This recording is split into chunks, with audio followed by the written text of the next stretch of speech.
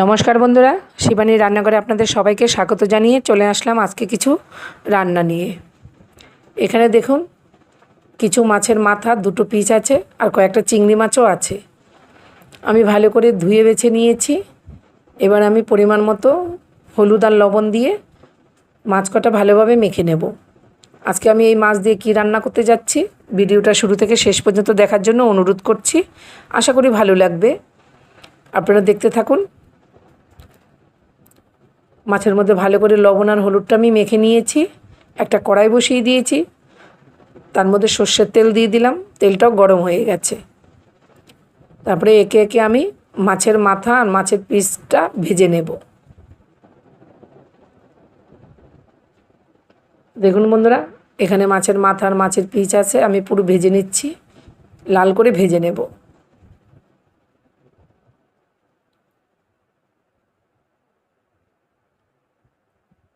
খুব সুন্দর করে ভেজে নেব।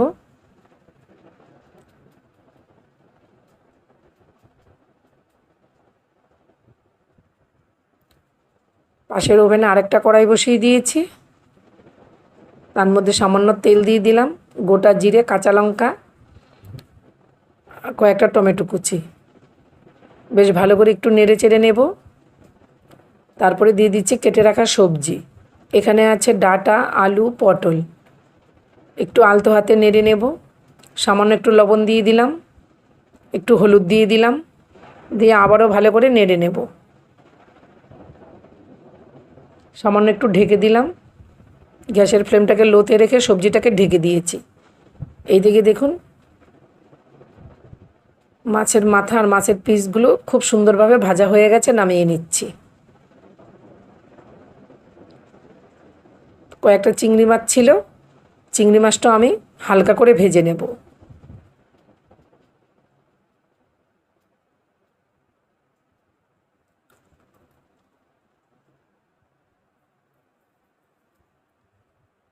চিংড়ি মাছটা ভাজা হয়ে গেছে, নামিয়ে নিয়েছি। ওই তেলের মধ্যেই আমি কুচানো পেঁয়াজ আর চেরা কাঁচা লঙ্কা দিয়ে দিয়েছি। পেঁয়াজটা খুব লাল করে ভাজা হয়ে গেছে। কেটে রাখা আলুটা দিয়ে দিলাম। আলুটা একটু ভালো করে ভেজে নেব। আলুটা যখন খুব সুন্দরভাবে লাল করে ভাজা হয়ে যাবে, তখন কড়াইয়ের মাঝখানে আমি এরকম ফাঁকা করে তার মধ্যে আমি কিছু বাটা মশলা দিয়ে দিচ্ছি। এখানে আছে পেঁয়াজ, রসুন, আদা, কাঁচা লঙ্কা, আর দিয়ে দিলাম হলুদ আর লবণ। বেশ ভালো করে আমি একটু নেড়ে নেব। আলুর সাথে মশলাটাকে কষিয়ে নেব, একটু ঢেকে দিলাম। তারপরে ওই পাশে যে সবজি বসিয়েছি ওই ঢাকনাটা তুলে আবার এই সবজিটা একটু নেড়ে দেব। আমি দুপাশে দুটো কড়াই বসিয়েছি। আপনাদের যদি বুঝতে অসুবিধা হয় আমাকে কমেন্টে জানাবেন, তাহলে আমি দুটো ওভেনে রান্না দেখাবো না। এবার এই সবজির মধ্যে আমি দিয়ে দিচ্ছি জিরে গুঁড়ো, ধনে গুঁড়ো। সামান্য একটু জল দিয়ে গুঁড়ো মশলাটাকে আমি সবজির সাথে ভালো করে কষিয়ে নেব। এই ডাঁটা, আলু, পটল, টমেটোটা দিয়ে আমি আজকে সামান্য চিংড়ি মাছ ছিল, সেই চিংড়ি মাছের একটু পাতলা ঝোল রান্না করব। দেখুন মশলাটা কষে গেছে। এবার ভেজে রাখা চিংড়ি মাছটা দিয়ে দিয়েছি, দিয়ে আমি ভালো করে একটু কষিয়ে নেব। আলুটা খুব সুন্দর সেদ্ধ হয়ে গেছে। তার মধ্যে সামান্য একটু গরম জল দিয়ে দিয়েছি।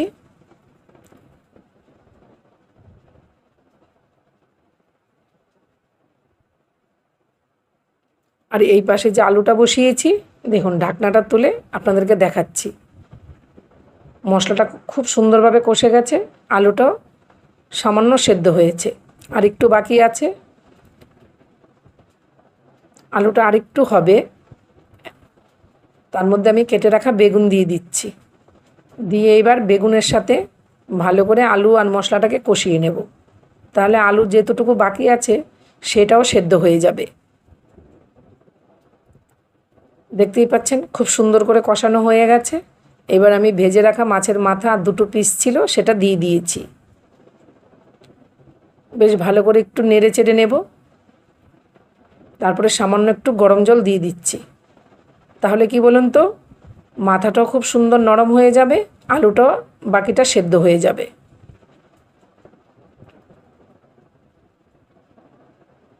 সামান্য একটু পরিমাণ করে জল দিয়ে দিয়েছি, একটু ঢেকে দিলাম।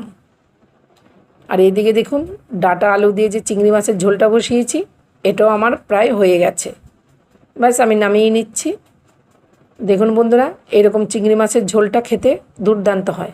অবশ্যই একবার বাড়িতে ট্রাই করবেন, আশা করি ভালো লাগবে। নামিয়ে নিয়েছি, এবার রেখে দিলাম পাশে। এবার চলুন মাছের মাথা দিয়ে যেই রান্নাটা করছি সেটা শেয়ার করছি। আবারও ভালো করে নেড়ে দিলাম।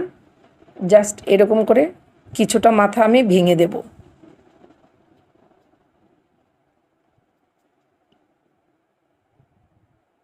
এই রান্নাটা খুব দুর্দান্ত হয় বন্ধুরা। এবার ভালো করে আমি নেড়ে নেব। ব্যাস কমপ্লিট হয়ে গেল। একটা পাত্রে দেখুন গন্ধরাজ লেবুর পাতা দিয়েছি নিচে, দিয়ে তার উপরে আমি আলু বেগুন দিয়ে যে কাটা চচ্চড়ি করেছি সেটা নামিয়ে নিয়েছি। ঠিক দেখুন গ্রেভিটা অবশ্যই দেখাতে পাচ্ছি আপনাদের। তার উপর দিয়ে আমি আবারও একটু গন্ধরাজ লেবুর পাতা দিয়ে দিচ্ছি। গন্ধরাজ লেবুর পাতাগুলো দিয়ে দিয়েছি, আর খুন্তি আছে, খুন্তির কোনাটা দিয়ে আমি এইভাবে একটু ঢুকিয়ে দেব। তাহলে গন্ধরাজ লেবুর যে পাতার ফ্লেভারটা দারুণ হবে তরকারির মধ্যে। এইভাবে একটু চেপে ঢুকিয়ে দিলাম। তারপরে কিছুক্ষণ একটা পাত্র দিয়ে ঢেকে রাখবো। একটা থালা দিয়ে আমি ঢেকে রেখে দিচ্ছি। কিছুক্ষণ পরে আবার ঢাকনাটা তুলে আপনাদেরকে দেখাচ্ছি। দেখুন বন্ধুরা, এই রান্নাটা খেতে দুর্দান্ত হয়। একবার যে খাবে সে আরেকবার খেতে চাইবে। দারুণ হয় এই মাছের মাথা দিয়ে আলু বেগুন দিয়ে কাটা চচ্চড়ি। আর এটা হলো ডাঁটা আলু দিয়ে চিংড়ি মাছের পাতলা ঝোল। বন্ধুরা, আজকে আমার এই রেসিপিগুলো আপনাদের কেমন লাগলো কমেন্ট করে জানাবেন। যদি ভালো লেগে থাকে লাইক কমেন্ট শেয়ার করে আমার পাশে থাকবেন। ফেসবুক থেকে দেখে থাকলে পেজটাকে ফলো করে দেবেন, ইউটিউব থেকে দেখে থাকলে চ্যানেলটাকে সাবস্ক্রাইব করে দেবেন। আজ আসছি বন্ধুরা, টাটা।